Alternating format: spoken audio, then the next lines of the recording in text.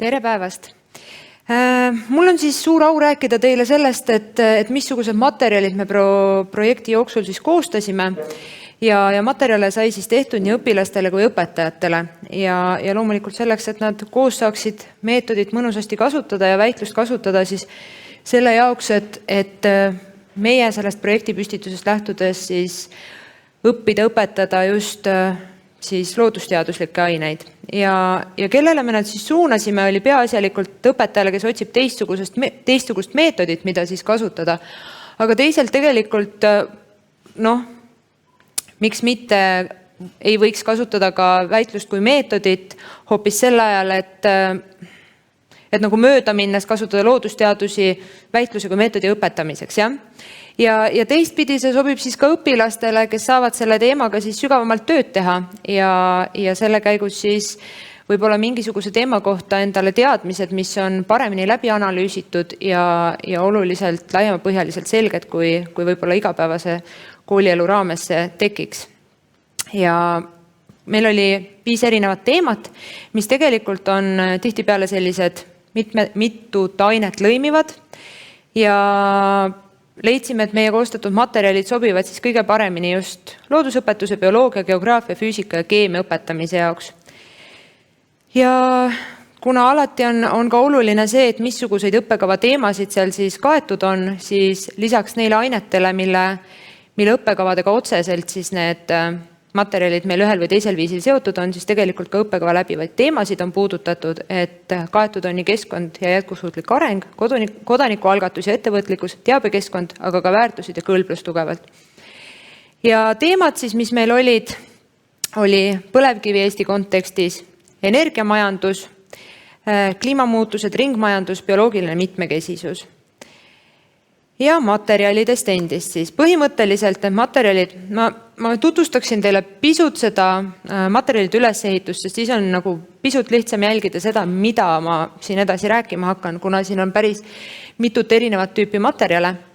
Et kõikide nende 5 teema kohta tegelikult sai siis loodud 3 erinevat tüüpi kaardid, infokaardid, lookaardid ja küsimuse kaardid siis, mis sisaldasid kõik siis erinevat tüüpi informatsiooni. Lisaks sellele olid siis tegelikult olemas iga teema jaoks ka väitlusteemad, konkreetselt 3 tükki, iga teema kohta ka lisamaterjalid ning siis juhendid ja töölehed, mis olid siis tegelikult kõikide teemade ülesed ja võimalik kasutada kõikide teemade jaoks ühtviisi.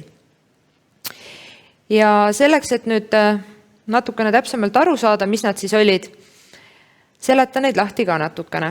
Et alustan tagantpoolt, alustan küsimuse kaardidest. Et küsimuse kaardid olid sellised kaardid, mis siis iga teemapaketi juures olid kasulikud selle jaoks, või on kasulikud selle jaoks, et ergutada üldse seda õpilast, kes seda väitlust õppemeetodina ka siis loodusteaduste õppimiseks või vastupidi loodusteaduseid meetodi õppimiseks kasutades, et siis see inimene saaks mõelda teema peale süvitsi ja jõuda mingisuguste endaga seotud selliste järeldusteni, et tal oleks lihtsam seda teemat omaks võtta ja arutama sel teemal hakata. Siis olid olemas infokaardid. Infokaarte oli rohkelt ja infokaardide puhul me lähtusime sellest, et me suudaksime kogu selle teema võimalikult laiapõhjaliselt ära selgitada. Et anda sellest teemast võimalikult hea ülevaade ja eelkõige loomulikult Eesti kontekstis. Et kui me räägime siin näiteks energiamajandusest, et siis energiamajanduses me võib-olla jätsime välja mingisugused sellised meetodid energia tootmiseks, mida Eestis ei ole võimalik kasutada, näiteks loodete energia, eks ju. Ja kasutasime siis, lõime siis ka lookaardid, mis siis põhimõtteliselt võtavad mingisuguse situatsiooni ajakirjandusliku olukorra, mis on tegelikult informatsioon kätte saadav inimestele ja jutustasime sellest loost see lühikokkuvõtte, et kogu selle eelneva infokaartide peal olnud teemaga saaks nagu sellise reaalse näite juurde, et nendele tühjadele infokaardi faktidele anda natukene nagu niisugust tunnetuslikku päris sisu ka juurde. Ja selleks, et teile natukene paremat ülevaadet sellest asjast anda, siis ma olen siin toonud välja teemana energiamajanduse, mille kohta ma olen mõned näidised toonud just nimelt nende erinevate kaartide ja materjalide kohta. Et siin hetkel on näha siis energiamajanduse teemad, mida oli 3 tükki, mis siis on need väitlusteemad, mida me soovitame siis kasutada väitluse läbiviimiseks õpilastega. Küll aga ei tähenda see seda, et tingimata ainult neid teemasid võib kasutada. Absoluutselt võib mõelda ka ise teemasid juurde välja. Et teemade juures siis, mis meile materjale koostades võib-olla oli kõige keerulisem, oli see, et leida see kuldne kesktee, kus need teemad oleksid piisavalt tasakaalus, et oleks nagu mõlemale poolele argumenteerimiseks nagu materjali nii ühe kui teise poole toetuseks kui ka vastu. Ja sama küsimuse, selle tasakaalustamise küsimuse juurde jõudsime me ka infokaarte koostades, kus siis püüdes seda teemat võimalikult laialdaselt käsitleda, pidime me ühtlasi silmas pidama ka seda, et kui me oleme püüdnud anda ette väitlusteemad, siis püüdsime samal ajal vaadata, et meil saaks neid samasid teemasid siis nende väitluskaartide abil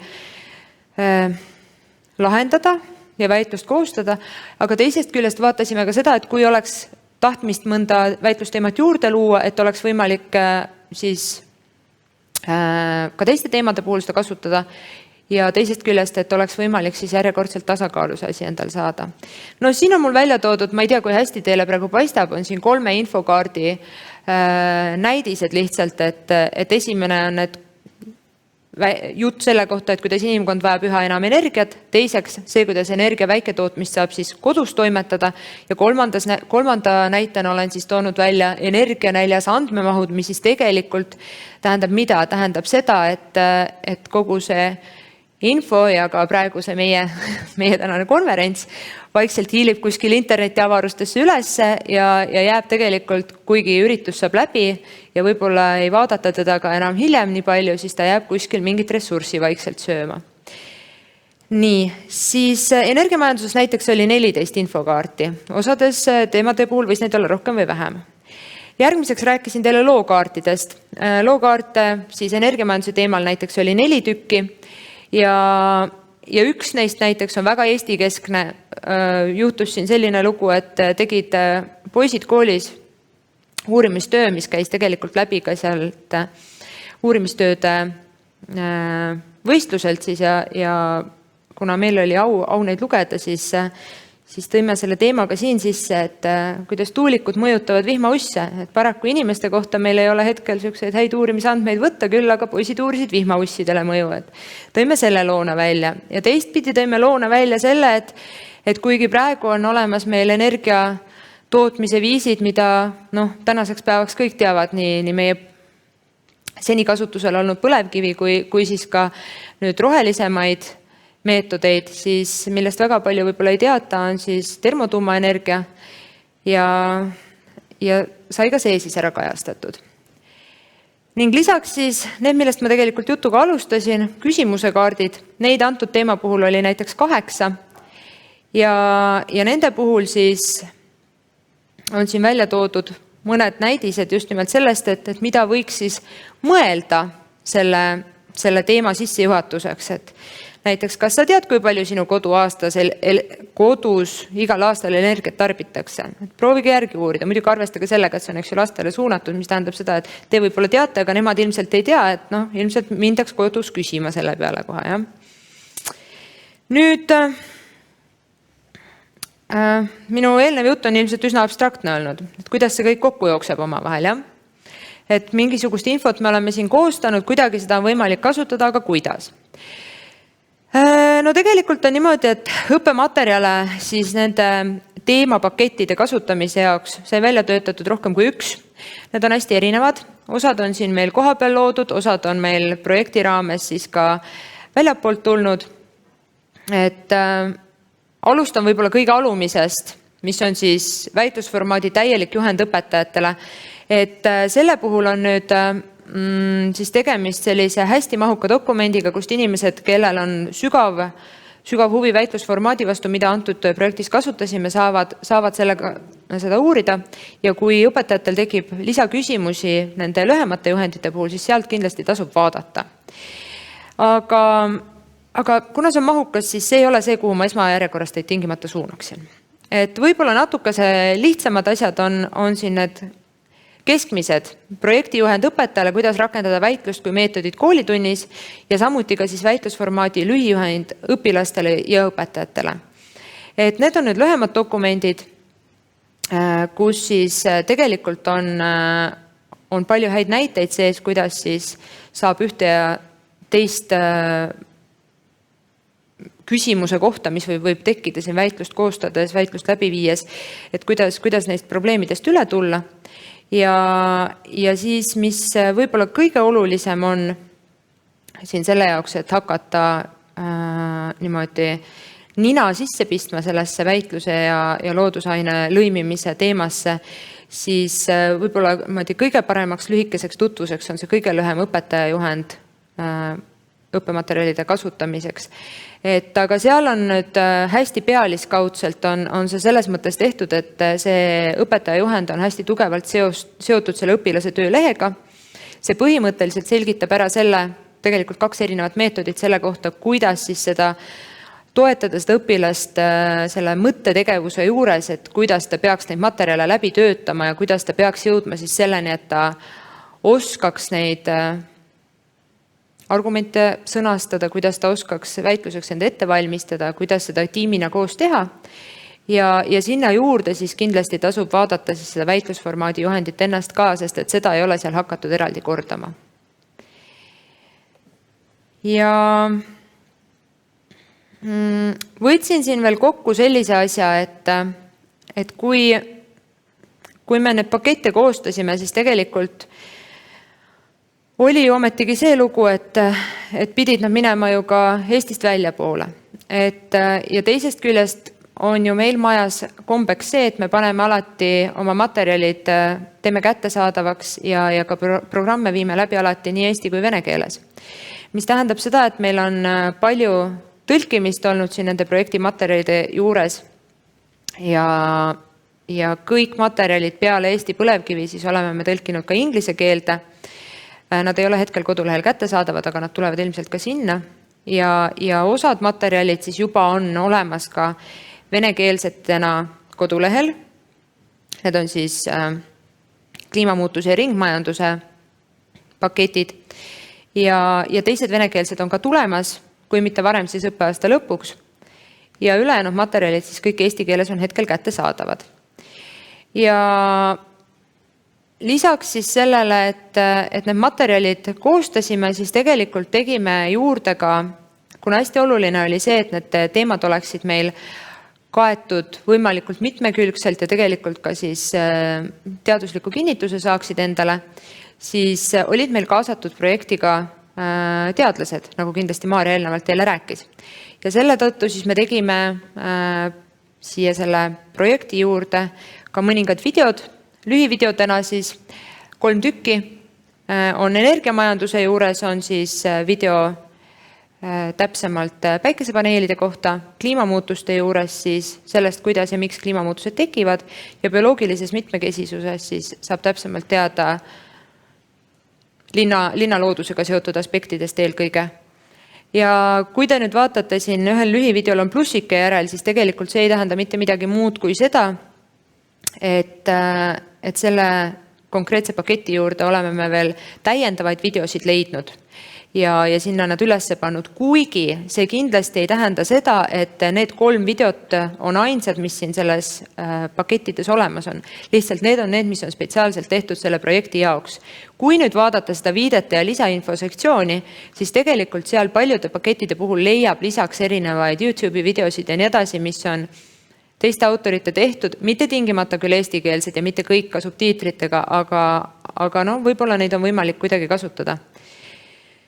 Ja mis oli veel olulist, on see, et osad kaardid, mis siin nende pakettide juures on tegelikult kasutatavad ka erinevate, neid on võimalik vahetada erinevate pakettide siseselt, et näiteks miks mitte kasutada energiamajanduse paketi juures ka põlevkivipaketist võetud kaarte või teistpidi, miks mitte kasutada kliimamuutusi bioloogilises mitmekesisuses või vastupidi. Et saab ka seda teha. Ja üks asi, mis ma veel unustasin öelda, on see, et need projekti videod, mis me oleme loonud, et need on hetkel kättesaadavad nii eesti kui inglise keeles, et neid kahjuks vene keeles ei ole. aga kõik muud materjalid siis peagi on kättesaadavad. Ma olen palju reklaami jõudnud teha, aga ma ei ole öelnud, kust neid materjale kätte saab. Ja? Et sellega on natukene siuke lugu, et need on kõige mugavamalt kättesaadavamad meie kodulehelt. Huvitav, mul ei kuva nii hästi praegu siia suurele ekraanile, kui mul arvutiekraanil näitab. Et vist ei saa kirjutada siia ka kuidagi praegu. Igastahes, kui üks variant on see, et kui te juba olete sinna lehele sattunud ja näete seal aadressi real energiakeskus.ee ja /Odyssey panete kirja, siis te jõuate sinna lehele kohale, aga tegelikult saab siis sinna ka minnes sellest ülemisest menüüst, et kui te näete, seal on mul nooleke number 1 pandud, mis on õpeta, sealt alt võtta siis teiseks väitluskonkurss Odyssey ja siis avaneb see leht, mis siin tegelikult juba lahti ka on. Ja selle lehe peal siis siin teksti sees natukene kehva koha peal, nagu te näete siin all ääres, on link nendele materjalidele. Ja sealt jõuab siis edasi sellele lehele, kus on kõik erinevad materjalid olemas. Nad on olemas PDF-idena, neid saab välja printida, neid on võimalik neid välja prinditud lehti ka töödelda siis sellisel viisil, et te saate neid anda õpilastele kätte. Kas siis tahta neid kasutada tööks niimoodi, et jagada igale rühmale kätte kogu pakett või ainult osakaupa, et see on õpetaja enda valik. Et tegelikult meie õppematerjalid, mis me oleme loonud, on selles suhtes hästi paindlikud, et me teame seda, et Eesti õpetaja on hästi iseseisev ja tahab hästi palju ise otsustada seda, et kuidas ta teeb. Et naljakas on just see, et välispartnerite käest saime tagasisidet, et teil ei ole piisavalt täpselt öeldud, et kuidas õpetaja peab selle koha peal tegema. Aga see just ongi jäetud lahtiseks sellepärast, et primaalselt Eesti õpetajale mõeldes, siis Eesti õpetaja ei taha, kui tema eest kõik ära tehakse. Et materjalid on olemas, te võite nende meie juhenditega põhimõtteliselt muudatusi teha, kui te soovite, niimoodi, et teil endal oleks neid hea kasutada, et nad oleksid teile võimalikult kasulikud ja oma parima äranägemise järgi siis saate nendega toimetada. Aga meil on suur rõõm, kui te neid kasutate ja meile pakub palju rõõmu see teadmine, et see informatsioon jõuab pidevalt siis Eesti noorteni ja nad saavad kasutada uut meetodit ja õpivad selle käigus oluliselt sügavamalt ka siis loodusteadusi, mis meile on olulised. Aitäh!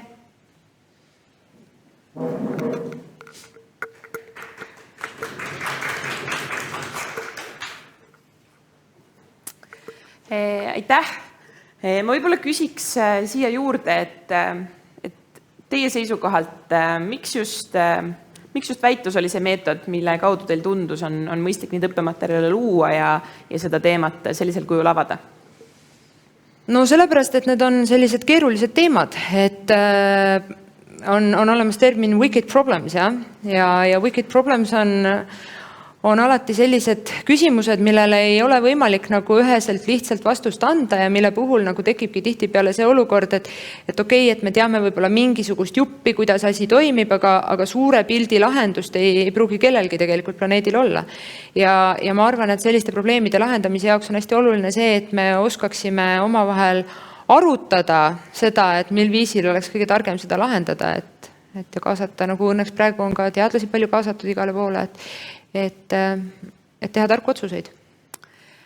Sellise projekti puhul, nagu sellise rahvusvahelise või suurema projekti puhul ikka, et partnerid on erinevad ja nagu juba mainisite ka, siis selle sama õpetajatesse suhtumise või õpetajatele ettevalmistatavate materjalide osas oli partnerite osas erisusi, et mis on võib-olla need kõige põnevamad kogemused, mis teistest riikidest tulid ja mis kuidagi on teistsugused kui võib-olla meie lähtekoht siin?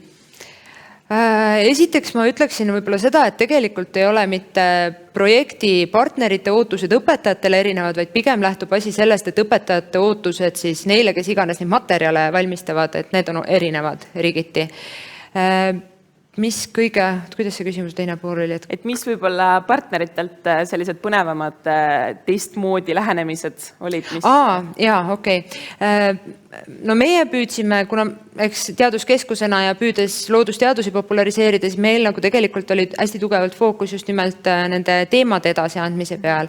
Aga samas näiteks kreeklased tegid hästi-hästi tugeva ja mahuka materjali just selle väitlusmeetodi kohta, et kuna nende jaoks oli hästi oluline just seda oma traditsiooni elus hoida, eks ju, ja seda teemat võimalikult hästi igale poole edasi viia, et seetõttu kindlasti see nende koostatud materjal on oluliselt mahukam ja kõikehõlmavam kui meie materjalid.